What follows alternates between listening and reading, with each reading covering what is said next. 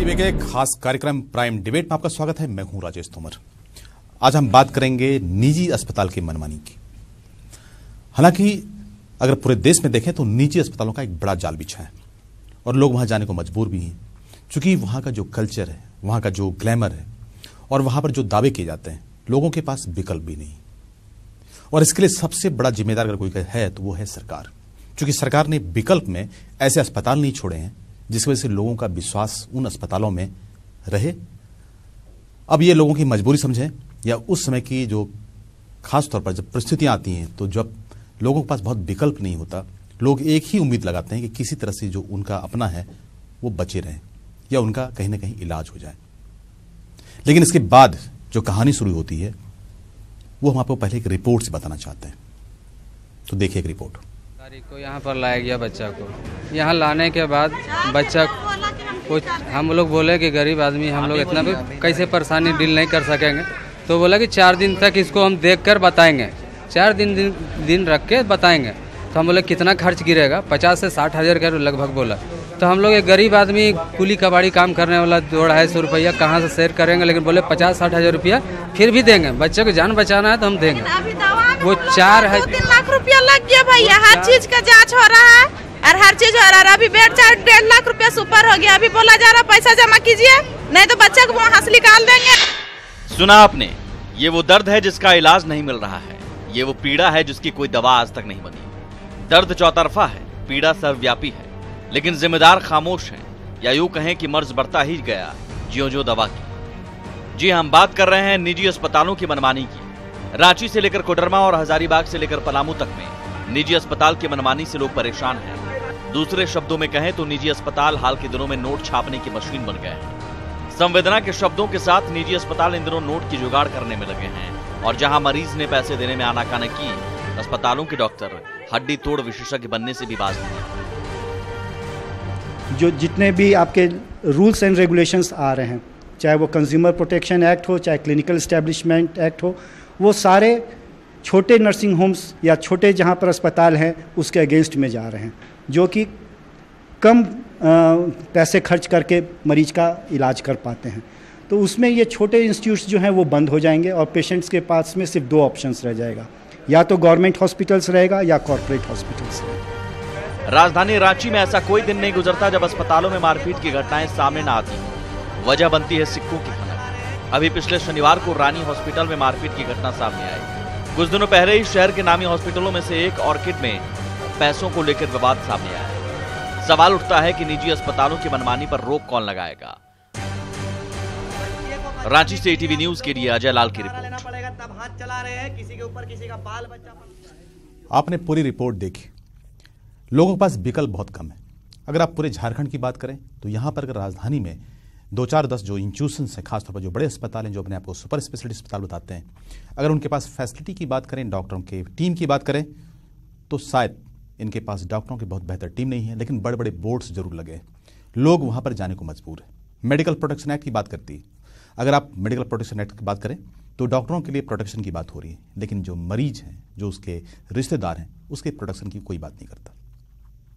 लोग कहीं ना कहीं परेशान हैं। अब लोग इन अस्पतालों पर सरकारी नियंत्रण या फिर कोई ऐसा नियंत्रण जैसे कि कम से कम इस अस्पतालों की मनमानी पे रोक लगे, इसको लेकर लोग चर्चा करना चाहते हैं। आज हम भी चर्चा करना चाहते हैं। हमारे साथ हैं भाजपा की तरफ से दीपक प्रकाश जी, जो कि काफ़ी सीनियर नेता हैं, और साथ में है प्रणव कुमार बब्बू, जो कि कानून विशेषज्ञ हैं और साथ में सोशल एक्टिविस्ट भी हैं, और साथ में डॉक्टर प्रदीप, जो कि IMA से जुड़े हैं।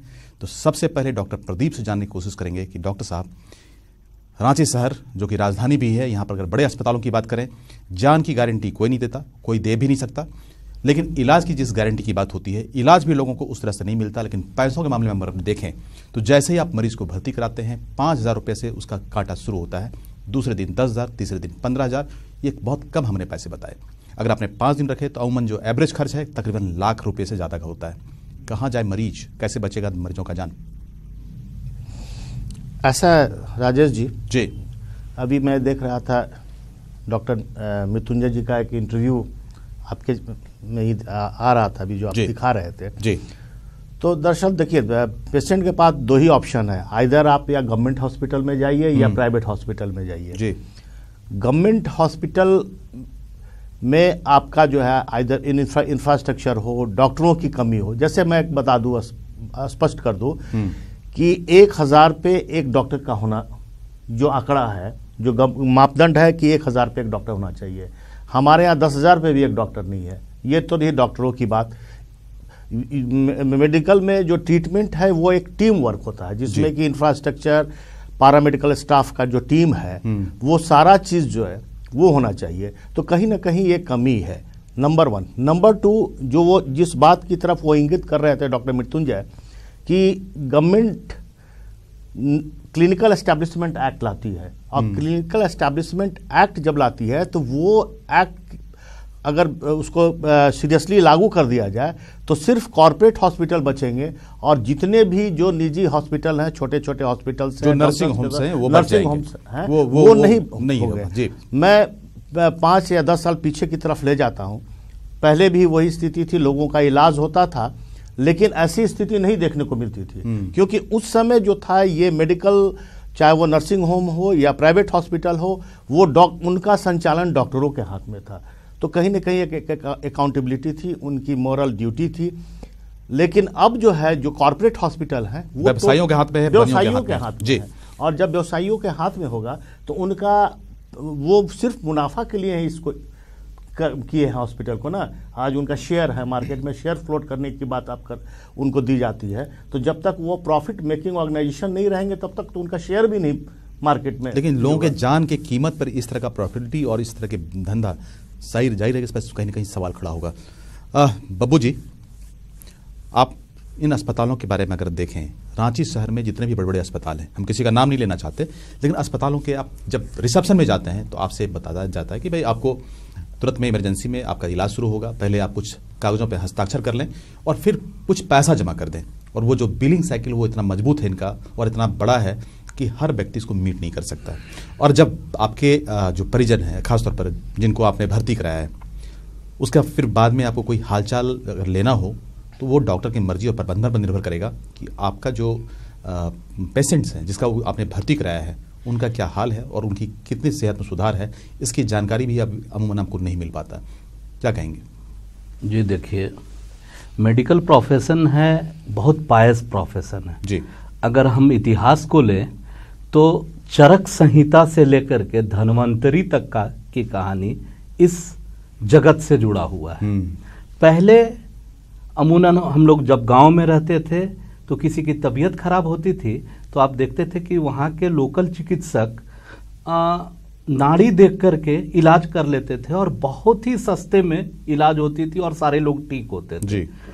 धीरे धीरे टेक्नोलॉजी बढ़ा, लोग पढ़ने लगे, डिग्रियां हासिल किए, और ये जो प्रोफेशन है ये निश्चित रूप से समाज सेवा के लिए बना हुआ है जी। लेकिन आजकल जिस तरह से इसका कॉमर्शलाइजेशन किया जा रहा है, मुझे लगता है ये बहुत गलत है। एक बहुत सोची समझी रणनीति के तहत इसमें जो सबसे बड़ा सवाल है बब्बू जी कि पारदर्शिता नहीं होती है। एकदम पारदर्शिता नहीं होती है।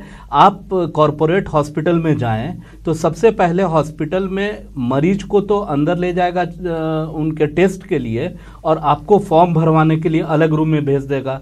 वहां कोई चिकित्सक नहीं रहते, उनके जो फिर आपको पैनिक कर देगा कि आपके मरीज साथ में फलाना चीज हो जाएगा, इतना पैसा जमा कीजिए। अरे अगर आप दुकान खोले हैं चिकित्सा का तो आप बताइए ना भाई कि ये तबीयत खराब है, इसमें ये खर्च होगा, इतना पैसा देना होगा। हमारे ठठई टांगर जैसे जगह से एक गरीब आदमी साइकिल से गिर जाता है या पत्थर लग जाता है, उसको ब्रेन में चोट लग जाता है, वो जब आता है तो उस समय आप बता दीजिए कि इसका जो इलाज है 10 लाख रुपए में होंगे। वो तो सबसे पहले वो भेजते हैं अपने अकाउंट्स डिपार्टमेंट में और वहां 20,000 से शुरुआत करते। वो गरीब आदमी 20,000 रुपया कर्जा में लेकर के जमा करता है कि बच जाएगा। फिर 20 दिनों के बाद वो जो बिल है वो 5 लाख और 10 लाख नहीं, दूसरे दिन, 20 दिन बाद नहीं, दूसरे दिन, फिर हर दूसरे दिन 2 बजे एक टेलीफोन आएगा इंग्लिश में और उसमें आपको प्रताड़ित किया जाएगा कि अभी 4 बजे तक 20,000 रुपये और जमा कीजिए, वो फिर निकलता है, वो इंटरेस्ट पर पैसा लेता है। हम तो देखे हैं कि रोजाना कम से कम रांची में जो भी कॉर्पोरेट हॉस्पिटल्स हैं उसमें हमने देखा है कि रोज 3 घर बिकता है। जिस घर की कीमत 10 लाख रुपए होती है वो अपने पिताजी को, अपनी बहन को, अपने परिवार के लोगों को बचाने के लिए 1 लाख रुपए में बेच देता है या बंदिक रख देता है। रोज आप जाकर के देख सकते हैं। बिल्कुल। दीपक जी, सरकार आपकी है और लंबे समय से स्वास्थ्य में आप काम भी कर रहे हैं, रिम्स लाइफलाइन है उसके बारे में भी बहुत चिंतित आप रहते हैं, लेकिन बावजूद इसके इन अस्पतालों में आपके तमाम लोग जाते हैं, सरकार के बड़े अधिकारी जाते हैं, एक ही डेस्टिनेशन होता है कि फलना अस्पताल चले जाए, वहाँ जान बच जाएगा। हालांकि गारंटी किसी की नहीं है, लेकिन फिर भी आप रिम्स छोड़ के उन अस्पतालों में जाते हैं। कैसे सुधरेगा इस अस्पताल, खासतौर पर यहाँ पर स्वास्थ्य की सेवाएं, और जो लोग कहीं ना कहीं ब्लैकमेल होता है उसको लेकर क्या सरकार के पास कोई पॉलिसी नहीं है कि चलिए पैसा 5 लाख 10 लाख बना ले प्राइवेट अस्पताल, लेकिन कम से कम वहाँ पर पारदर्शिता हो और वहाँ पर अगर कोई गड़बड़ी हो तो सरकार उस पर नियंत्रण रखे? देखिए राजेश जी, डॉक्टर और मरीज जी के बीच में सबसे एक मधुर संबंध जिसको हम कह सकते हैं मानवीय पक्ष होना चाहिए जी, उसकी सबसे घोर अभाव देखने को मिलता है जी। डॉक्टर और मरीज के बीच में मानवीय संबंध नहीं होना और मानवीय पक्ष के स्थान पर आर्थिक उपार्जन का वो केंद्र बिंदु बन बैठा है जी, जिसका आप उल्लेख कर रहे हैं जी। बड़ा दुर्भाग्य है। दुर्भाग्य इस दृष्टिकोण से है कि ऐसे कुकरमुत्ते की तरह यहाँ पर ऐसे झारखंड की परिप्रेक्ष्य में देखा जाए तो कई ऐसे हॉस्पिटल्स और डॉक्टरों की दुकानदारी चल रही है। मैं सेवा के भाव नहीं कह रहा हूँ, मैं तो कह रहा हूँ दुकानदारी चल रही है। और आप व्यक्तिगत जीवन में, सामाजिक जीवन में, राजनीतिक क्षेत्र में हम लोग काम करते हैं, हम लोग बड़े और प्राइवेट हॉस्पिटल में भी जाते हैं तो वहाँ जाने के बाद बड़ा आश्चर्य होता है। आश्चर्य इस विषय को लेकर होता है कि वहाँ पर लाशों की सौदागर की तरह वो व्यवहार करते हैं। बिल्कुल दीपक जी, लाशों पर सौदा होता है। और अभी गुड्डा में एक बाप को उसके जो नवजात बेटा है उससे मिलने में तकरीबन 20 दिन का समय लगा। मीडिया ने जब उसमें हस्तक्षेप किया तब अंततः 22 दिनों के बाद एक व्यक्ति को अपने बच्चों को पहली बार देखने का मौका मिला। बात करेंगे लेकिन वक्त छोटे से ब्रेक का।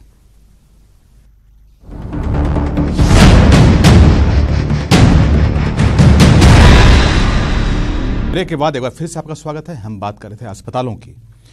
हालांकि डॉक्टर मेडिकल प्रोटेक्शन एक्ट की बात करते हैं, उन्हें प्रोटेक्शन मिलना भी चाहिए, लेकिन जब किसी एक व्यक्ति को जो अस्पताल में अपने किसी का इलाज करवा रहा हो और अगर सिर्फ इलाज के नाम पे अगर एक भारी भरकम राशि अगर वो व्यक्ति नहीं दे पाता है तो उसको अगर उसके बच्चे से ना मिलने दिया जाए तो ऐसे में अगर उस व्यक्ति को गुस्सा आ जाए और उसने अगर डॉक्टरों के साथ में दुर्व्यवहार कर दिया तो क्या ये मेडिकल प्रोटेक्शन एक्ट में ये किसके लिए एडवांटेज, किसके लिए डिसएडवांटेज होगा, वो हम जानने की कोशिश करते हैं डॉक्टर प्रदीप से। डॉक्टर प्रदीप, गोड्डा में एक व्यक्ति को अपने बच्चों से नहीं मिलने दिया जाता क्योंकि 55,000 रुपये का बकाया है। 20 दिनों से उस अस्पताल में बच्चा पड़ा है और एक बार भी बाप को चेहरा देखने को नहीं मिलता अपने बच्चों का। उस जो व्यक्ति है, जो अभागा व्यक्ति है, उसकी पत्नी का मौत हो चुका होता है। अब ऐसे परिस्थिति में अगर उस आदमी ने डॉक्टरों के साथ में या किसी के वहाँ के कर्मचारियों के साथ में या अस्पताल में कोई हंगामा मचा दे तो ऐसे में जो मेडिकल प्रोटेक्शन एक्ट और इसकी जो मर्यादा है वो कितना तार तार होने से बच जाएगा? देखिए, सबसे पहले तो मैं जो आप घटना की बात कर रहे हैं, ये मैं गुड्डा की बात कर रहा हूँ, गुड्डा की बात कर रहे हैं, अगर ये बात है तो ये काफ़ी दुर्भाग्यपूर्ण है जी। और मैं इस प्लेटफॉर्म से, आपके प्लेटफॉर्म से इस तरह की घटनाओं को IMA की तरफ से जो मैं निंदा करता हूँ, नंबर 1। नंबर 2 की जो मेडिकल प्रोटेक्शन एक्ट की बात है तो मैं यहाँ बता दूँ कि सिर्फ इसका नामकरण जो है वो मेडिकल प्रोटेक्शन एक्ट है। अगर आप इसको थॉरो जाए तो ये पेशेंट प्रोटेक्शन एक्ट है। जैसे अब ये उनसे नहीं मिलने देना, हम बहुत तकनीकी पक्ष में नहीं जाते हैं, नहीं, दो तीन हम जानते हैं कि इसमें जो अटेंडेंट हैं, जो मरीज है, उसके बारे में भी उतने हक की बात होती है। लेकिन जो दो तीन चीज जैसे एक है कि पैसे की जानकारी नहीं रहती है तो उसमें प्रोविजन किया गया है कि आपको बताना होगा कि उसमें संभावित खर्च क्या है। नंबर 1 उसमें बताना, उसमें वो ये प्रोविजन रखा गया है कि किसी भी बॉडी को पैसे के अभाव में आप नहीं रोकेंगे जी। नंबर 3 कि अगर कोई भी पेशेंट कोई भी हॉस्पिटल या डॉक्टर से जो भी जानकारी मांगता है तो उनको लिखित रूप से उनको देना है जी। नंबर 4 कि पेशेंट का क्या प्रोग्रेस हो रहा है और अब उसमें आगे क्या खर्च की संभावना है वो भी अगर वो मांगता है तो देना है। और इस सब सारे चीज़ों पे अगर ये डिरेल्ड होते हैं, नहीं बताते, तो वैसे अस्पतालों पे कार्रवाई होगी, और यहाँ जहाँ तक डॉक्टरों की बात है तो MCI के तहत बहुत सारे प्रावधान है, इवन उनके रजिस्ट्रेशन तक की बात है, उनको इस दायरे में लाया गया है। तो सरकार जो ला रही है मेडिकल प्रोटेक्शन एक्ट जो कहते हैं, मैं उसको पेशेंट प्रोटेक्शन एक्ट कह रहा हूँ, वो जो ला रही है उससे बहुत सारे चीज़ों पे एक अंकुश लगने की संभावना है। लेकिन जब परिस्थितियां बनती हैं, जब लोग बेचैन हो जाता है, जब किसी के अपने जब वाकई में मौत और जीवन से जूझ रहा होता है, उस परिस्थिति में लोग कहीं ना कहीं जब अस्पताल उसको लेके जाता है तो अस्पताल में जो परिस्थितियां होती हैं वहाँ पर लोग ब्लैकमेल होने को कई बार मजबूर हो जाते हैं, और कई लोगों के साथ में यह वाकया होता है। बाबू जी, अगर यहाँ पर इन चीज़ों को देखें और इन प्राइवेट अस्पतालों को अगर जो इनका बढ़ता कारोबार है, जो इनका तौर तरीका है, ये शायद लगाम लगता है अगर इनके लिए सरकार वो उनको अगर अपॉर्चुनिटी नहीं देता, जो संभावनाएं उनके लिए बन रही हैं, क्योंकि सरकारी अस्पतालों में इलाज की अच्छी व्यवस्था नहीं है, सरकार बड़ा इंस्टीट्यूशन नहीं इस्टेब्लिश कर रही है, जिस वजह डॉक्टरों के पास भी अपॉर्चुनिटी का बड़ा अभाव है, कहाँ जाएं, कहाँ रोजगार तलाशें, इसका फायदा कहीं ना कहीं इन कॉर्पोरेट अस्पतालों को मिलता है। निश्चित रूप से जी, सरकारी अस्पताल में जब भी कोई पेशेंट जाता है जी, तो हमको लगता है कि सरकारी अस्पताल में जितने चिकित्सक काम कर रहे हैं और उनके साथ सहयोगी काम कर रहे हैं, पारा मेडिकल फोर्सेस काम कर रहे हैं, वो लोग भी बहुत अटेंडेंट नहीं होते हैं। वो लोग मैक्सिमम लोग 99% लोगों को आप देखिएगा कि ये जितने भी लोग सरकारी नौकरी कर रहे हैं वो सिर्फ समय पूरा करते हैं। उनको लगता है कि मेरा ड्यूटी है सुबह 10 बजे आना और 5 बजे चले जाना, जो लचर व्यवस्था, किसी तरह से लचर व्यवस्था। इससे डेविएट करके लोग प्राइवेट हॉस्पिटल्स में जाते हैं और वो प्राइवेट हॉस्पिटल इनका दोहन करता है। मुझे लगता है कि जानकारी के अभाव में भी एक आम आदमी जो गांव से आया है और वो जब शहर पहुंचता है, राजधानी पहुंचता है, तो वो कुछ बोल नहीं पाता है। वो प्रॉपर ढंग से डॉक्टर से अपने मरीज के इलाज के विषय में भी नहीं पूछ पाता है, और वहां कुछ ऐसा माहौल होता है कि पूछने भी नहीं दिया जाता डरा होता है। एक तो आप देखिएगा कि जितने भी कॉर्पोरेट हॉस्पिटल्स हैं उसमें पास सिस्टम होता है, पास लेकर के एक ही अटेंडेंट हॉस्पिटल में जा सकते हैं। ये कोई मतलब नहीं है। मरीजों का जो हाल है वो भी बताने वाला वहां कोई नहीं होता है, कोई नहीं कि भाई आपके मरीज में कोई इम्प्रूवमेंट है नहीं है, क्या उनका स्टेटस है, वो कोई नहीं बताता। अगर आप वहां पर थोड़ी सी अगर जोर जबरदस्ती दिखाएं, या तो आपको अस्पताल से बाहर कर देगा लोग, या फिर आपको ये डराया जाएगा कि आपने अगर इनको परेशान किया तो फिर आप मरीज को ले जा सकते हैं, और फिर कल कुछ होगा तो आप मुझे मत। हमने कई बार देखा, रांची के एक अस्पताल में मैं एक दिन उतर रहा था, ये लालपुर चौक के पास अस्पताल है, एक आदमी को हम देखे रोते हुए, वो चतरा का था, उसका नाम था दिनेश गुप्ता। तो उस दिनेश गुप्ता से जाकर के हम बात किए कि काहे रो रहे हो, तो बोला कि मैं अपने पिताजी का इलाज यहाँ करा रहा था, मैं चतरा से आया हुआ था, 14 दिनों में इन लोगों ने 9.5 लाख रुपया ले लिया है और आज उनका डेथ हो गया है। तो हम डेथ होने के बाद हम पूछे कि क्या कारण है, डेथ हो गया है, इसका कारण भी नहीं बता रहा है, और बोला कि जो पुराना बकाया 90,000 रुपया बचा हुआ है वो जब तक नहीं दीजिएगा हम मिलने भी नहीं देंगे। ये रांची की बात मैं बता रहा हूँ, मुझसे नहीं रहा गया, मैं वहां पर उत्तेजित हो गया, हमारी बकझक भी हुई, तो उन लोगों ने पुलिस बुला लिया, फिर हमने रोड जाम किया और बाद में उनको छोड़ा गया। ये तो लगता है कि हम वहां गए थे तो कई मौकों पर जो मृतक हैं या किसी तरह से जब उसकी मौत हो जाती है तो लोग वहां पर लाश को बंधक बना लेते हैं। बड़ा दुर्भाग्यपूर्ण स्थिति है। डॉक्टर प्रदीप, कई अस्पतालों में, नाम नहीं लेना चाहेंगे, अगर आपने भुगतान नहीं किया तो जो आदमी हरिसान परेशान जो टूट चुका होता है, और खुदा ना खास्ते अगर उसे किसी परिजन की मौत हो जाती है, उसके बाद अगर कोई अस्पताल ये कहे कि हम जब तक पैसा नहीं आप देते तब तक आपके इस बॉडी को नहीं ले जाने देंगे, यानी कि जो शव है उसको कहीं ना कहीं बंधक बना के रखता है, बड़ा दुर्भाग्यपूर्ण स्थिति होती है। क्या कहेंगे? देखिए, ये तो काफ़ी दुर्भाग्यपूर्ण स्थिति है, और इस ऐसी स्थिति के कई बार हम लोगों ने निंदा भी किया और विरोध भी किया है। और इसीलिए जब राज्य सरकार की IMA के साथ बैठक हो रही थी रिगार्डिंग मेडिकल प्रोटेक्शन एक्ट, तो हम लोगों ने कहा कि आप इस प्रावधान को आप डालें कि पैसे के अभाव में किसी डेड बॉडी को नहीं रोका जाएगा। वो तो सही है, लेकिन कार्रवाई क्यों नहीं होती ऐसे अस्पतालों पे? क्यों कर लेगा कोई इस तरह से? कार्रवाई करनी चाहिए, हम उनके साथ हैं। चलिए हम दीपक जी से बात करेंगे। दीपक जी सरकार है, दीपक जी जो स्थितियां हैं इसके लिए दो तरह से सरकार जिम्मेदार है। एक तो जो आपके अस्पताल हैं, बड़े अस्पताल, उसमें आपने कोई सुविधा नहीं रखा, आपके यहाँ लोग सरकारी सेवा करते हैं, नर्स या आपके जो अटेंडेंट हैं, जो पारा मेडिकल्स हैं, उनका अपनी मनमानी, वो अपने तरीके से काम करते हैं, डॉक्टर अपने तरीके से ड्यूटी करते हैं, बाहर प्रैक्टिस करेंगे, वहाँ इंटरटेन नहीं करेंगे। एक ये जिसकी वजह से सरकारी अस्पताल पे लोग विश्वास नहीं करता। दूसरा कि जो डॉक्टर अच्छा काम करते हैं लेकिन उनके पास अवसर इसलिए नहीं है और कहीं ना कहीं प्राइवेट अस्पताल में वो काम करने को मजबूर हैं क्योंकि आपने उनको अवसर नहीं दिया, यानी कि आपने कोई अस्पताल नहीं बनाया। दो तरफा, यानी कि दो इसकी वजह हैं, मुख्य वजह जो हम मानते हैं। आप क्या कहेंगे दीपक जी? देखिए, आपके प्रश्न का जवाब देने के पहले मैं मेडिकल प्रोटेक्शन एक्ट की ओर थोड़ा इशारा करना चाहता हूं आप लोगों को। किस प्रोटेक्शन एक्ट में जहां डॉक्टरों को संरक्षण देने की बातें की गई है जी, और उसके 7वें जो अनुच्छेद है उसमें स्पष्ट रूप से लिखा गया है कि किसी के भुगतान के अभाव में किसी प्रकार के लाश को आप ले जाने में अवरोध नहीं पैदा कर सकते। तीसरा, जो आप भयादोहन करने का जो सिस्टम वहाँ पर है, आपके पास बीमारी और बीमारी के बाद जो लंबे चौड़े जो बिल, उसके पहले आपको उन सारी चीज़ों को मरीज को बताना पड़ेगा जी। मरीज अपने आर्थिक स्थिति को मापेगा जी। तो इस प्रकार के मेडिकल प्रोटेक्शन एक्ट जब राज्य की कैबिनेट लाई विधानसभा में, तो मैं बड़ा दुर्भाग्य है कि इस पर मैं राजनीति नहीं करने के लिए बात कह रहा हूँ, झारखंड मुक्ति मोर्चा के लोगों ने विरोध किया। अभी मामला प्रवर समिति में है और मुझे विश्वास है कि झारखंड मुक्ति मोर्चा के लोग और अन्य विपक्षी दल भी इस पूरे जो मेडिकल प्रोटेक्शन एक्ट जो आएगा उसका वो जरूर समर्थन करेंगे। जहाँ तक आपका सवाल है, देखिए आज भी सच है कि आज रांची का ही अगर उदाहरण दिया जाए तो जितने बड़े डॉक्टर हों, चाहे सर्जन हो, चाहे मेडिकल के किसी भी क्षेत्र के डॉक्टर हों, कहीं ना कहीं वो रिम्स के जितने अच्छे डॉक्टर माने जाते हैं, सरकारी हॉस्पिटल के डॉक्टर अच्छे माने जाते हैं, विश्वसनीय माने जाते हैं, उतने प्राइवेट इंस्टीट्यूशन में नहीं माने जाते हैं। लेकिन क्या है, आपकी व्यवस्था नहीं, हमारे यहाँ व्यवस्था में कहीं ना कहीं कमी है, इसको खोजने की जरूरत है, उसको पूरा करने की जरूरत। मैं भाई इत्तेफाक ठीक ढंग से बता रहा हूँ आपको कि सच में कहीं ना कहीं अपनी कमजोरी है, चाहे आधारभूत संरचना मेडिकल के क्षेत्र में जितनी होनी चाहिए थी उतनी नहीं है। लेकिन आज भी मैं दावे के साथ कह सकता हूं कि जितने हॉस्पिटल्स बड़े बड़े यहाँ कॉरपोरेट सेक्टर के भी हैं, उसके बावजूद राज्य की जो रिम्स है, रिम्स के अच्छे डॉक्टर हैं, हॉस्पिटल अच्छे, रिम्स लाइफ लाइन है, लेकिन सिर्फ रिम्स के भरोसे सारे मरीजों का इलाज नहीं हो सकता है।